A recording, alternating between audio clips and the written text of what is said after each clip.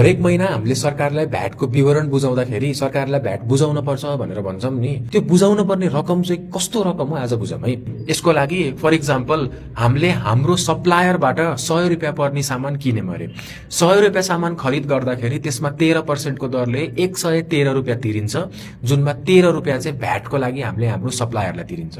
अब त्यही 100 रुपियाँको सामानलाई यदि हामीले आफ्नो ग्राहकलाई, हाम्रो कस्टमरलाई 200 रुपियाँमा बेच्यौँ भने त्यो 200 रुपियाँमा 13% को भ्याटको दरले 26 रुपियाँ भ्याट उठाइन्छ। अब हेरौँ है, हामीले 13 रुपियाँको भ्याट चाहिँ आफ्नो सप्लायरलाई तिर्यौँ र 26 रुपियाँको भ्याट चाहिँ आफ्नो कस्टमरबाट उठायौँ। अब सरकारले के भन्छ भने तिमीले उठाएको भ्याटबाट तिरेको भ्याट घटाऊ, जति रहन्छ त्यो चाहिँ बुझाऊ भनेर भन्छ।